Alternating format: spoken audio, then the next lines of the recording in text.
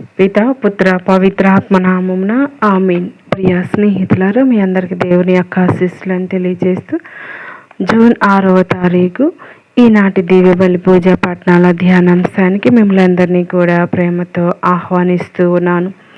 మొదటి పట్టణము తిమోతికి రాసిన 2వ లేఖ 4వ అధ్యాయం 1వ వచనం నుండి 8వ వచనం వరకు ధ్యానించుదాం.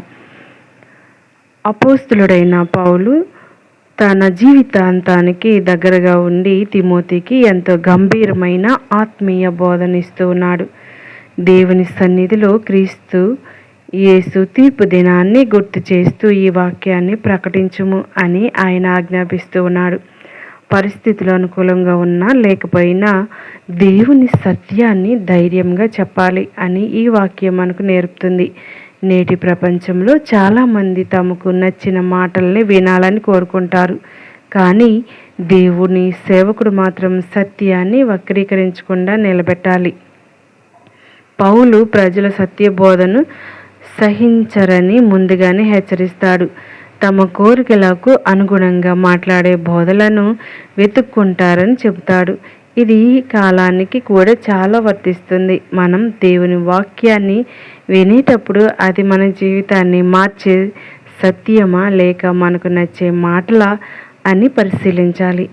నిజమైన క్రైస్తవ జీవితం అనేది సత్యం అంగీకరించి దాని ప్రకారం నడిచే జీవితం.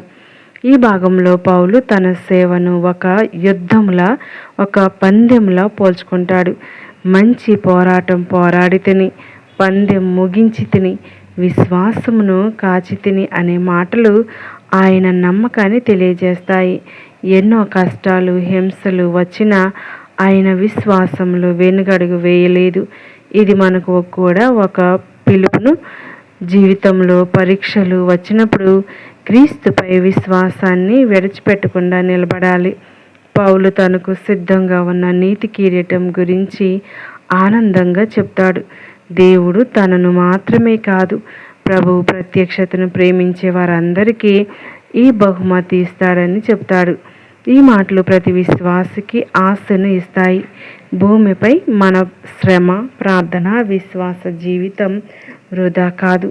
దేవుడు ప్రతి నమ్మకమైన సేవను గుర్తించుకుంటాడు.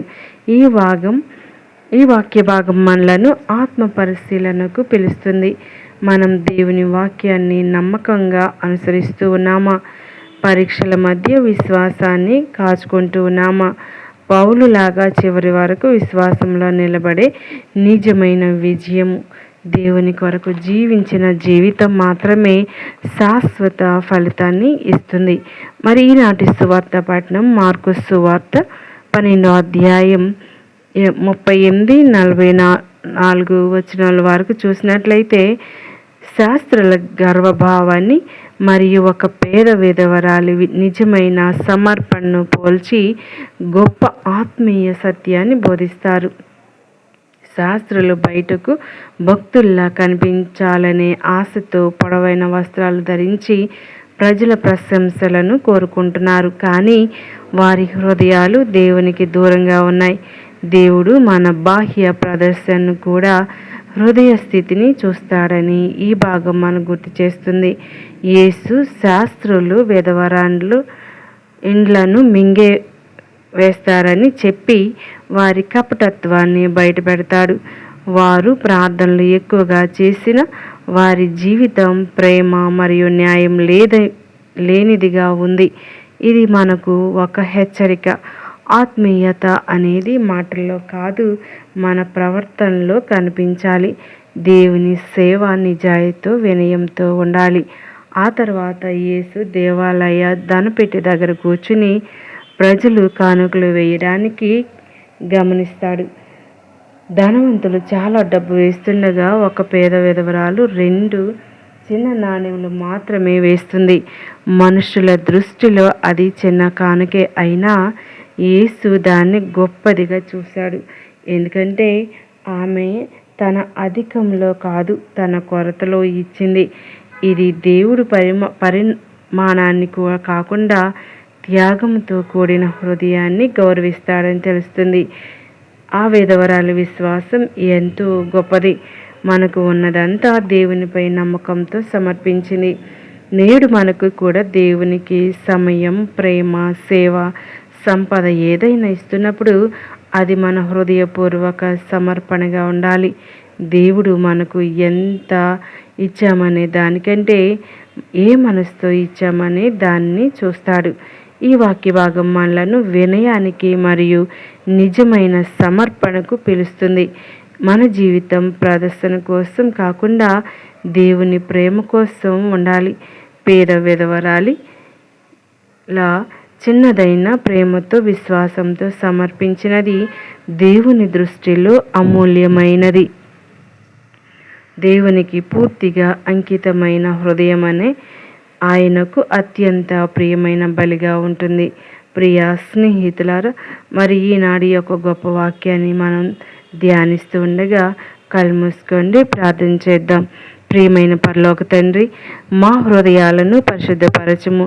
బయటకు భక్తుల్లా కనిపిస్తూ లోపల ఖాళీగా ఉండకుండా కాపాడుము. ఈ పేద విధవరాలి లోపల ఖాళీగా ఉండకుండా ఏ విధంగా తాను సమర్పించుకుందో సంపూర్ణ విశ్వాసంతో, నిజమైన ప్రేమతో, సమర్పణతో జీవించే కృప మాకు దయచేయము. మా కొరతల మధ్య కూడా నిన్ను నమ్మే ధైర్యం ఇవ్వండి.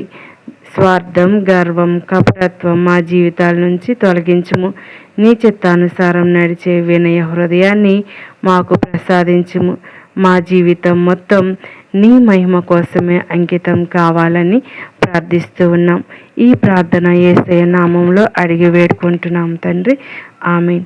దయగల దేవుడు మన యొక్క విశ్వాస జీవితాన్ని, మన యొక్క కానుకలను ప్రీతితో స్వీకరించుదురుగాక. మనం చేయు ప్రార్థనలు, మనం చేయు పుణ్యక్రియలు మనలందరినీ కూడా పరలోకం వైపు నడిపించునుగాక. పేద విధవరాలని మెచ్చుకున్న దేవుడు మన యొక్క కానుకలను, మన యొక్క జీవిత విధానాన్ని చూసి ఆనందించునుగాక. దయగల సర్వేశ్వరుడు మన యొక్క కుటుంబాలను దీవించి, మన యొక్క బిడ్డలను దీవించి కాచి కాపాడుదురుగాక. అనారోగ్యంగా ఉన్న వారికి మంచి ఆరోగ్యాన్ని, మరి విశ్వాసంలో ఎదుగుదలకు కోరుకుంటున్న ప్రతి ఒక్కరికి దేవుడు మంచి విశ్వాసాన్ని, నమ్మకాన్ని దయచేయమని కోరుకుందాం. పిత, పుత్ర, పవిత్ర ఆత్మ నామమున ఆమేన్.